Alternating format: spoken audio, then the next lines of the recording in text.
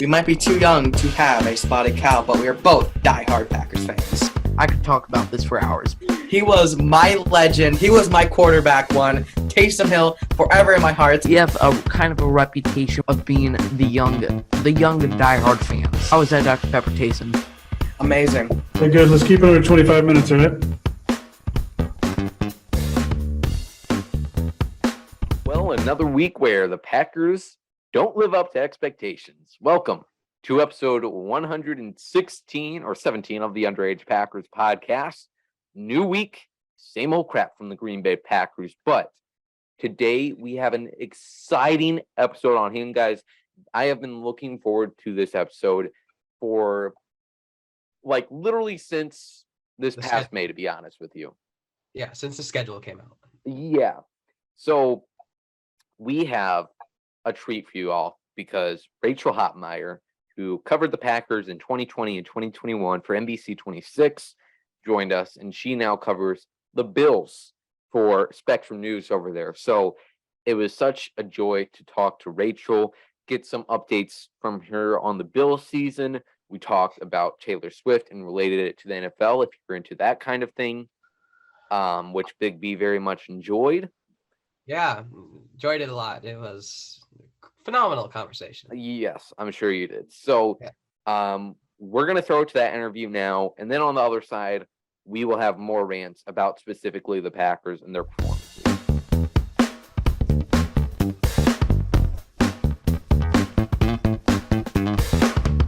We are now joined by our friend Rachel Hopmayer, who covered the Packers with NBC 26. Was that right? Yep. With NBC 26, and now she is covering the Buffalo Bills. Rachel, thank you for joining us again. How is Buffalo treating you? How is life since we last talked? Buffalo is great. I'm so glad to be a friend of the pod. Mm-hmm. I now work for SpectrumNews 1 in Buffalo. And it's got to admit, it's pretty cool to continue covering a winning team this year when that doesn't seem to be the case in Green Bay. Yeah, now we have written on our script here. I put in the script, did Rachel curse the Packers? And then Big B put in all capital letters, yes. So, do you take any of the blame? Because just analytics here, the Packers were, 26-7 in your time here? And now they're 3-4 in your first 4 games gone. So, or 7 games gone. So what, did you have, a Chicago Cubs or Detroit Lions type curse on them? What's going on here? It is pretty crazy. I don't know where the voodoo doll is. It might still be in a box, but something is definitely going on. I hate to have that effect for my love for cheeseheads. I am sorry. Mm-hmm. I just kind of have that effect on teams. Okay. Yeah. Apology is accepted, I guess. But now, hopefully, just by them, being graced by your presence on Sunday, they will be inspired to have a better season here. That'd be nice. We can only hope for a good football game, considering I feel like there were so many crappy games this weekend that I think we could all use a good primetime game for once. I'd agree. The NFL is just getting screwed over right now because I don't know what they thought they were doing with these last few weeks of primetime games, but then they were probably at the start of the season all right, at least we got Packers and Bills in week 8. And now here we are, and it's probably not going to be a great game. Yeah, it's a very different matchup this year. And, you always feel like there's always the off-season hype that some teams never match up to. But the Packers really did match up to that last year. And this year, it's just taken one too many steps off that path. Yes. The Bills, however, have had a season just met to expectations. So Packers come into this game as 10.5 point underdogs. And the Bills obviously are very strong in the offense, but this year it seems to be a new development. Their defense has also really gotten on. They are second in the league in takeaway, first in points allowed, first in yards allowed. So, Rachel, how has this Bills defense looked early in this year? Listen, I got to admit, I didn't know Von Miller could be that big of a difference maker until you really see it happen. Sack after sack, he's making his presence known.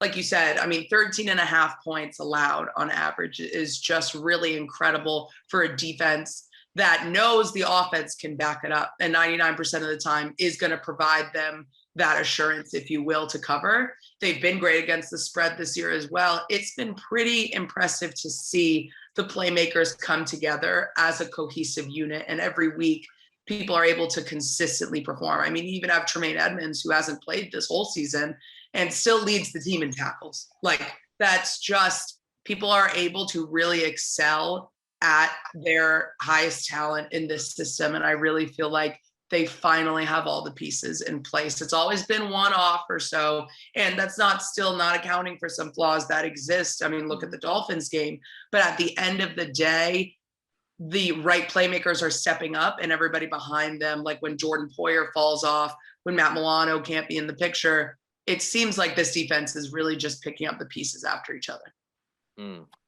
That's interesting. And I wish the Packers defense did that. And they, going up against Washington this past week, they did a really good job at handling their defensive line for the most part, except Aaron Rodgers did not take advantage of that. So, Digby, I got to ask you, going up against another tough defense in Washington and Buffalo, what would you like to see from the Packers offense in this game?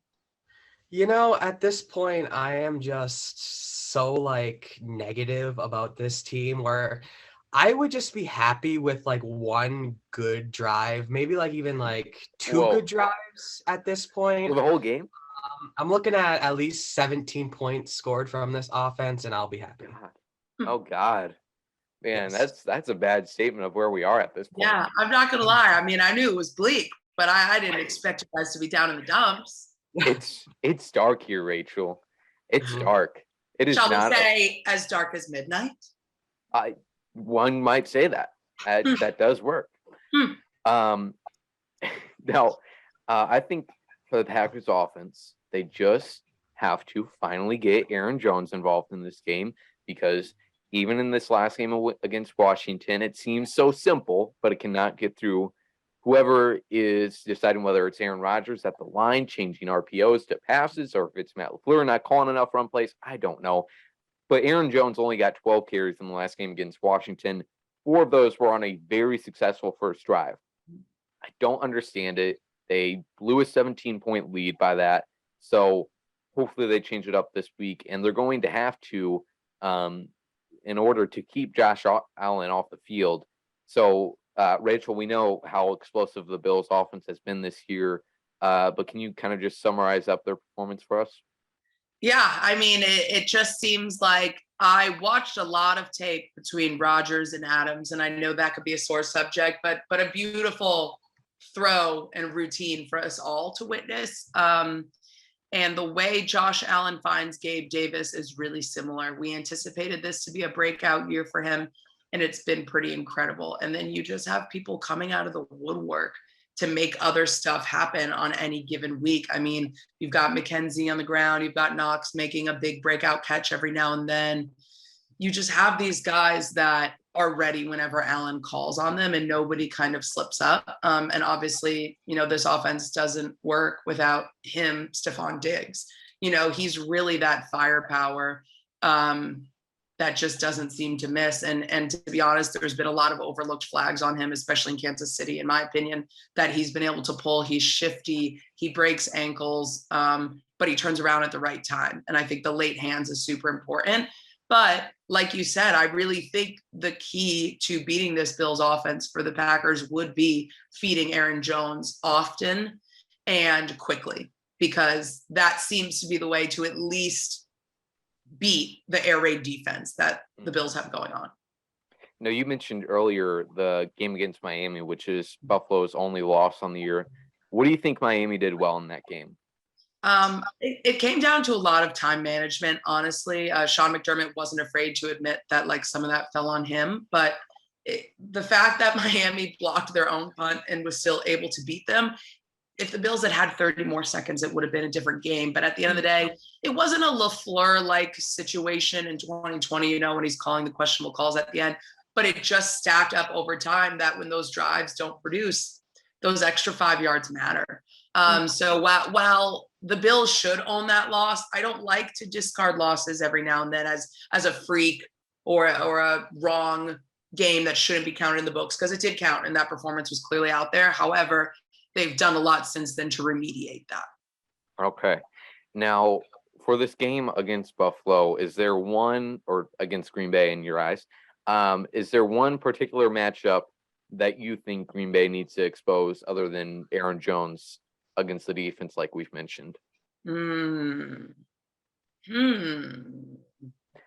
mean, last year there might be one, but with how a lot of players have kind of stepped off from the last 2 years' performances, I can't say I have a confident answer, really. I'm really not thinking of anything too specific. This would be so different if we still had a Devontae matchup. Yeah. But honestly, there's some depth lacking, like Kumaro is questionable. So besides Diggs, Davis, and Shakir, you're a little thin. Mm-hmm. I don't really know that I'm eyeing a specific matchup, just because the Packers playmakers that have been showing out, to me, aren't consistent enough for me to say I want to see them play against these guys. Yeah. I think the one thing, like you mentioned with the wide receivers, if they can get Jair Alexander, Eric Stokes, and Rasul Douglas to play up to their potential of what they showed last year, then that might be something where they're able to kind of limit Allen a little bit. But obviously they do have Dawson Knox at tight end too, and Devondre Campbell and Quay Walker have not performed up to expectations at all either. Right. Like if we were talking about the Stokes that ended the season last year, I'd love to see Stokes taking on the bigger challenges like Diggs and Davis and keep having him play up to that. But he's proven that that's not where he's at in his sophomore year. So what are you really going to see? Right.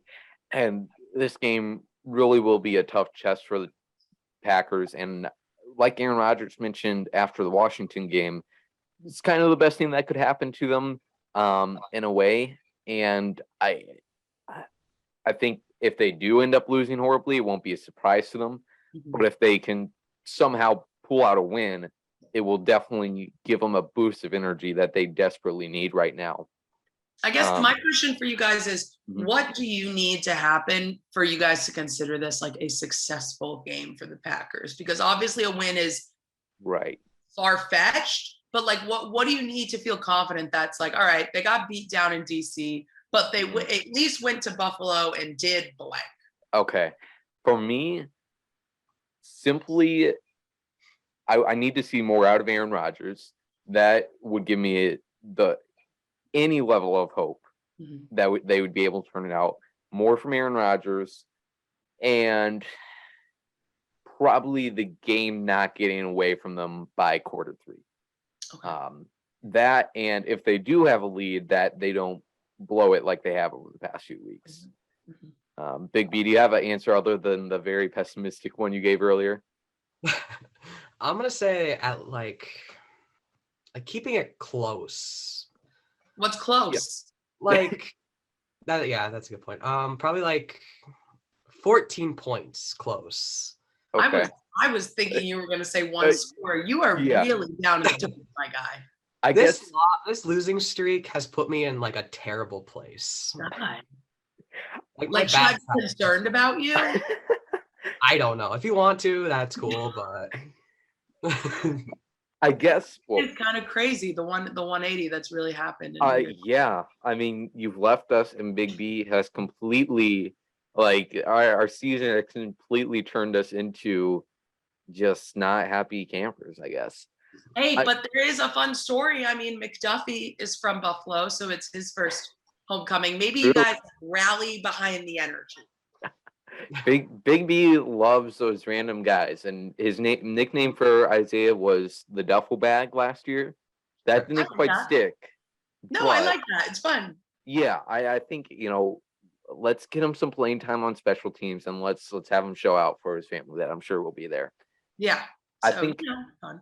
Yeah, I think another answer to your question of what I need to see from the Packers is not allowing Stephon Diggs to run all over them like Justin Jefferson did, just because the secondary has been pretty pitiful all year. So that and simple execution type stuff, not having as many drop passes as they did last week, not having as many missed tackles. So just get that down, look like a competent football team, and I will be more at peace, I think. Okay, competent. Whoa. Okay. Yeah, that's a low bar, but it's all we're hoping for at this point. Now, the most important part of this episode that I think will reveal the most about our feelings for this team here. And Big B, I'm sure this is the segment he is most excited for. Oh, absolutely. He should be. There's material here. Yes, I'm already planning to post this clip separately on Twitter. Obvious. Yeah, so the Taylor Swift song that best relates to the Packers or Bills season. And I thought very hard about this. I had to look back in the discography, as Rachel's doing now. So I'll buy you some time if you need it. Okay, it's okay. We're just refreshing the list. Are we allowed to include the 3 a.m. tracks? Absolutely. Okay. And it can be from Midnights, but it can be any album too. So Oh, God. there's a lot to choose from there. So for the Packers, I went with kind of a deep cut, some might say, and sad, beautiful, tragic. I kind of, yeah, powerful. Wow. And I need to look up the lyrics from that now, see if I can pull any good lines from that. But sad, beautiful, tragic is basically just describing a relationship that, there's some aspects of it that were beautiful, but in the end, she realized it was mostly sad and tragic. And the oxymoron there obviously explains it all. And then, I mean, she's also kind of looking back, which I think is a very important aspect to analyzing this Packers team, because it's looking back on the good old days, of of the explosive offenses with Devontae Adams. So sad, beautiful, tragic is one I went with. And then also one from Fearless Taylor's version, Vault, We Were Happy. Yeah, yes. That was my pick for the Packers. Okay. Wow. Okay, we're on the same wavelength there. Good. It's like that exact same idea of looking back on the good times. Yeah. The lyrics in this, you can tell, were written by 2008 Taylor Swift, I gotta say. But when it was good, baby, it was good, baby. God. We showed them all up. No one could touch the way we laughed in the dark, talking about your daddy's phone. Okay, kind of lose the connection there on the last part. But when it was good, baby, it was good, baby, with the Packers being the number one offense past 2 years. Might I also offer, for consideration on that note, Come Back, Be Here? Ooh, that's a great one. Maybe that's the ballad to fans missing the old Rodgers chemistry. Maybe Devontae, if you will. But what this team used to expect of themselves. That is true.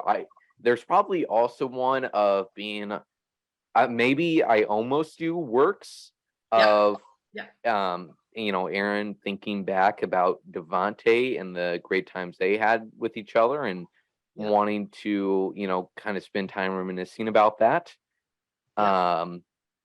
So I think we could make a whole episode just off of this. Is that upside down? Yes. Okay, just checking. Back to work. Yes, subtle shout out to our friend Tyler Book and his book there. Yes. Okay, so for the Bills, I've got some ideas. Okay. If we're looking at Midnights, it's giving Bejeweled. Because, there were some falters, there were some question marks after the first 2 weeks of, are they falling to the hype? But guess what? They can still make the room shimmer. So it's giving me that. But if we also look at Reputation, I don't hate Look What You Made Me Do. Now, I hope that pays off in February. But again, that's kind of the energy that I think this locker room is carrying week in and week out. Because literally they're like, look what you made us do. Oh, you made us throw to Diggs again. Oh, you made us catch it one-handed. Oh, it's just too easy. Oh, you made Josh Allen throw the ball. What a shame. That's kind of what I'm feeling. Okay, I get that. There's probably also something with Bejeweled of, like, the Bills were a struggling franchise for a really long time, but with Josh Allen, they are now shining like diamonds. Yep, that's the diamond. A girl's got to shine. Joshy's got to shine. Exactly. That's what it is. Okay, now I will be spending the whole rest of the night, trying to put a playlist of Taylor Swift songs together for the Packers season.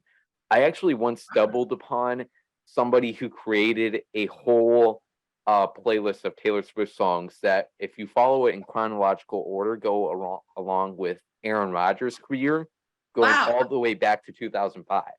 What's So- more tumultuous, that or Taylor Swift's relationship timeline?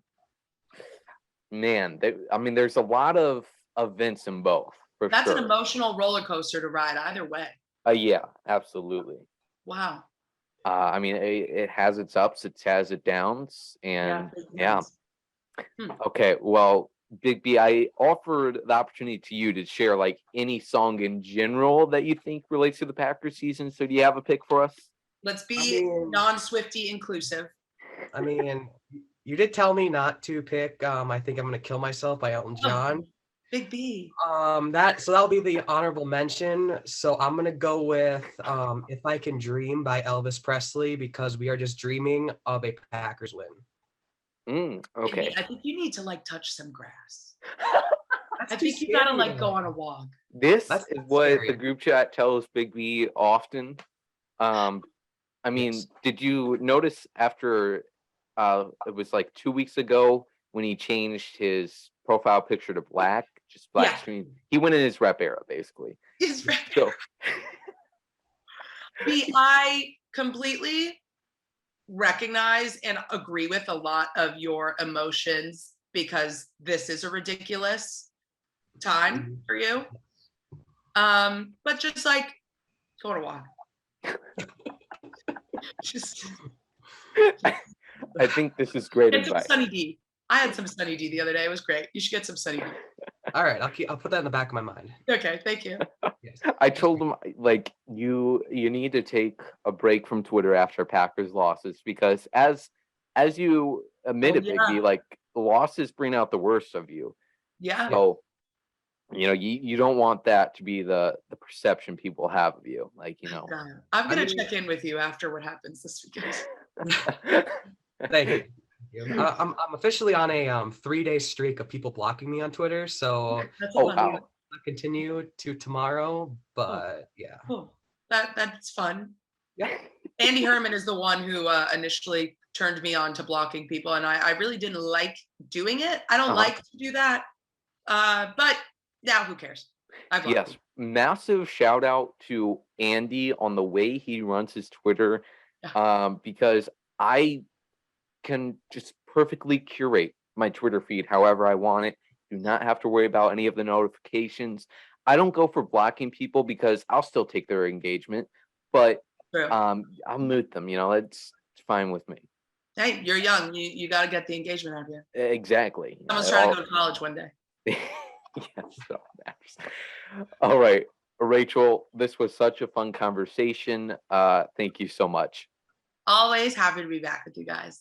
Yes, I cannot wait. Well, I was going to say I can't wait to see your tweets from a Packers game again, but I don't know if that's going to be fun by the second half. But I'll still be tweeting though. Yeah, that is true. I'll have to let you guys know. I will say this: the Bills have really great press box food, and sometimes they alter it based on who the opponent is. So if there's cheese curds, I will be sure to send that in. Okay, that's fun. I'll keep Yeah, you posted cheese on that. curds. Probably should have some brats up there. Yeah, there's usually a breakfast sampling first, and then they bring out food at halftime. And there have been like some sort of breakfast sausage situation, but I'm hopeful for curds. That I kind of miss curds. Right, and I was going to say like they could get some Wisconsin brewed beers in there, but I don't know if that'd be really professional for a media setting. Yeah, no alcohol in the press box. Hey, yeah, except the Bills and Packers fans are, heavy drinkers. So maybe if the media It's wanted true. to get That is into something regionally shared here. yes, that's not changed. Well, that's all we got for you. I would be surprised if many people besides our friend Nate stuck around for our extensive conversation on Taylor Swift, but it was a great time. So that's all we got for you, and we'll talk to you later.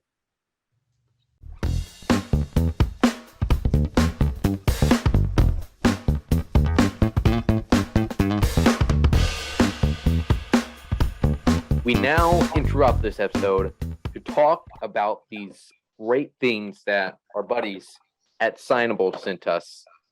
And Aaron Rodgers. Oh, you got to think. You got to be like a Price is Right lady for us, Big B. It's Aaron Rodgers duplica signing. You know, it's a cool thing, hanging in your room, whatever. Just if you're a signature guy, if you like that, if you're just Packers fan in general.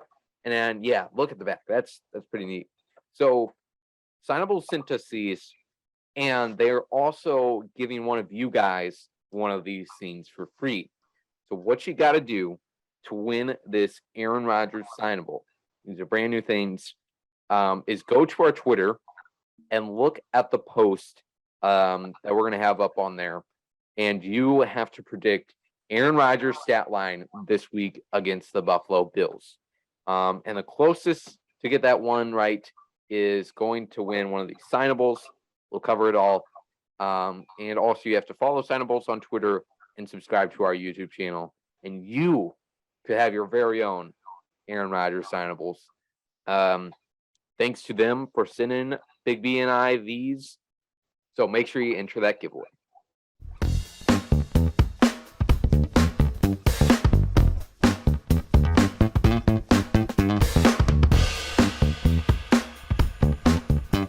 That interview with Rachel lived up to all expectations. So much fun. And now that she's gone, we can get our full rant out on the Packers. I'm glad that she was concerned for your well-being, because I too am, Big B. So if there's anything that you didn't leave out all on your Twitter feed, would you please get it all out now? Yeah, I left I was very let a lot of people aware of my emotions definitely the last few weeks. Certainly. But all I'm gonna say is the fact, I think I tweeted this out too, but the fact that Aaron Jones only gets like 12 carries a game, yeah, drives me insane. Like, but not getting Aaron Jones and especially AJ Dillon on 4th and 1, who has proven he can pick up at least one singular yard. It blows my mind. They absolutely refuse to use them in the running game. Like, I get our offensive line is shuffling around a lot of different combinations this year already, but like they were actually playing really good versus Washington, and I'm surprised. Like, we only had 16 carries combined or something, 12. Yeah, I'm just so sick of it. Well, like you mentioned with offensive line, this was probably their best performance. Zach Tom had a really good first game at left tackle. But I just do not understand what this team is trying to do. And it's been the same thing we've been talking about since week 4 of the season against New England. Like, does Matt LaFleur know they traded away Devontae Adams? Is he aware of that fact? Because he certainly is not game planning like he knows that. Yes, and especially on that 4th and 1. Like, that play, they call like hundreds of times with Devontae Adams. And I swear, I honestly think they still think he's on this team, because I don't understand why you would call that play, especially in that situation, and not hand the football off to AJ Dillon. Yeah, and it's, you can complain about the weapons Rodgers has, but like I said last week, the way they're playing right now doesn't have to be this team. Allen Lazard is a role player and is not much more than that, even on his best day. Okay, and the Packers have not seemed to accept that. And now that Allen Lazard is hurt, it looks like he has a shoulder injury. That's going to be an issue. Randall Cobb's on IR. Christian Watson is on IR. They're rolling out there with an even more, injured wide receiver group. And the Packers, for some bizarre reason, will not be the team that they are. Use your personnel that you have. You have Aaron Jones and you have AJ Dillon. And sure, you have somebody who is claiming to be Aaron Rodgers at quarterback. But the fact that they aren't trying to be a run-first team is so bewildering to me. Like, sometimes I think, like, when we were in London, like, Frank the doppelganger, like, went on the team bus and, like, kidnapped Aaron Rodgers and, like, threw him off the bus, and now he is playing quarterback. That's how bad Aaron Rodgers is playing. Entirely possible, really. Yeah, like I would believe it. Yeah, now onto the defense side of the ball. Honestly, not the worst performance because they were on the field for 37 minutes of game time, which is insane. Which is unacceptable, by the way. Yeah, and honestly, like there was just some unbelievable magic that Taylor Heineke was working in this game. On the third down pass that he has to Terry McLaurin, that pretty much wins the game for Washington. His eyes are closed when the ball is leaving his hands. His eyes were closed. Like Taylor Heineke, I'm convinced he did some like witchcraft stuff at halftime to like make him turn into like Patrick Mahomes. Yes, that is true. But also, I mean, I know I just said the defense didn't do too bad, but they're going on week 4 of making Zach Wilson, who has potential, but a second-year Zach Wilson, Bailey Zapp, Taylor Heineke, and Daniel Jones, a 4-week streak of making them look like first ballot Hall of Famers. It's incredible. And the amount of, like we talked about with Rachel, the amount of players that are performing way below expectations is hard to watch. And that's just like, it starts with every individual player if they want to turn this around. And that's why it's just hard to see that all 22 of these players find a way to turn around, because there is nobody that is playing up to expectations besides Aaron Jones when he gets opportunity, Pat O'Donnell, Dolan Leavitt. Dolan Leavitt is outshining expectations. Yeah, that's true. But there's not much outside of that. I mean, for me anyways, like it is so hard to blame the defense for literally anything they do, because they're on the field for like 20 more, they were on the field 20 more minutes than the offense was in the previous game. Like they get so exhausted by the fourth quarter.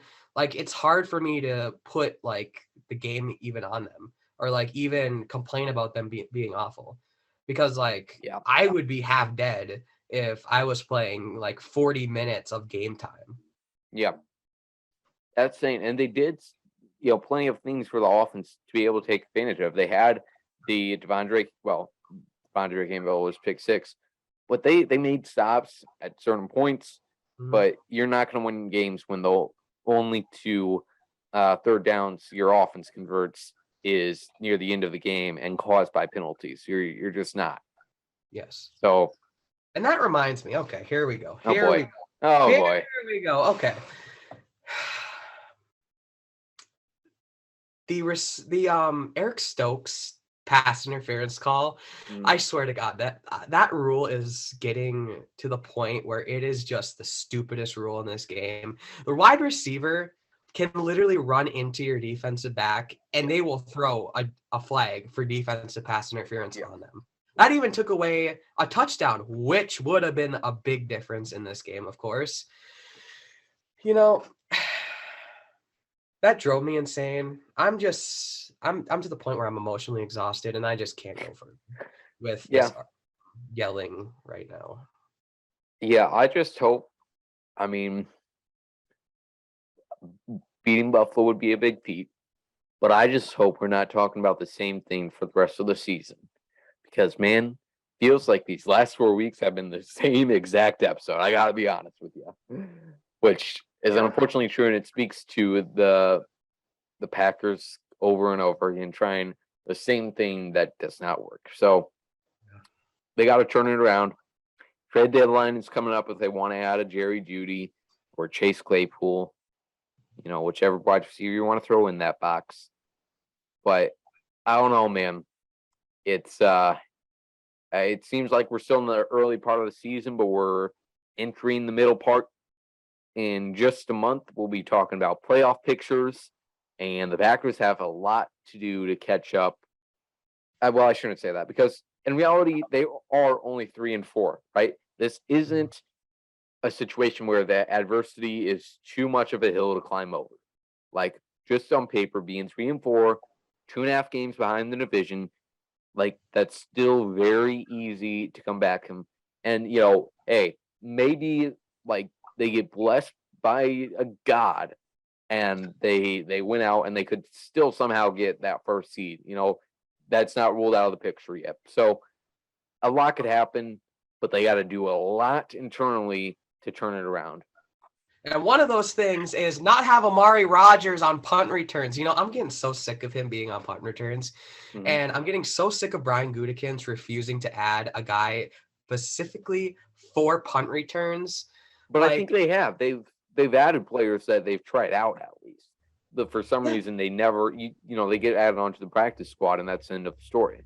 Exactly. So I don't, but you would think Brian Gutekunst would see. Like, I get Amari Rogers, like, beforehand, he's, you know, he lost a lot of weight, track star, blah, blah, blah. But, like, even during this season, he has yet to add anybody who can play punt returner and can actually catch the football on a punt. I just don't want him to be there anymore. And the best thing about it is, like, he was actually probably our best receiver Sunday. Right. Well, I think Amari Rogers is going to be fighting for a job in the NFL these next few weeks as the Packers deal with wide receiver injuries. Because no one is signing him as a punt returner after this year if the Packers do end up cutting him. But if he can prove that it can be at least a solid wide receiver, then he likely has a spot on the Packers at least for next year. So and he looked pretty decent. I mean, at wide receiver, he had that one drop that, you know, you could put on Rodgers. He kind of overshot him a little bit, and, you know, coming down on it like he did, kind of hard. That's a tough catch to make, but he really did a decent job. It's just so funny to me that they refuse to use him on offense these past few years. As a third-round draft pick, they traded up for, you know, granted it was the 7 picks that they traded up, but I don't get it. And sure, you know, Randall Cobb is pretty much that same role of him, but like they don't use Randall Cobb the way he should be. So I don't know, man. A lot of thoughts about this Packers team. Yeah. We'll see if they can change something. I will be ecstatic if they beat Buffalo this week. But I would be the most annoying person on this earth. Of course, that'd be incredibly embarrassing for Buffalo. Oh, absolutely. So we're going to end this one off here. Thank you all so much for tuning in. Like we said, make sure you enter the Signables giveaway by checking out our Twitter. Yes, and I will also be giving one away on my Twitter as well. So if you don't win the Underage Packers one, you can come to my Twitter and try your luck there also. Yeah, Big B's going to have some type of giveaway where you got to like name your favorite Jamal Williams moment, I'm sure. I mean, you just gave me a good idea. But also a massive shout out to Rachel Hopmayer. So great to talk to her. Make sure you follow her on Twitter for Bills updates, and also because she just has great content in general, even if you're not a Buffalo sports fan. So check her out. Make sure to subscribe to this YouTube channel if you're watching on there. Subscribe, follow, do all of the good stuff because we greatly appreciate it. That being said, go Pack Go. Even though it's hard to say, but go Pack Go. I'll talk to you later.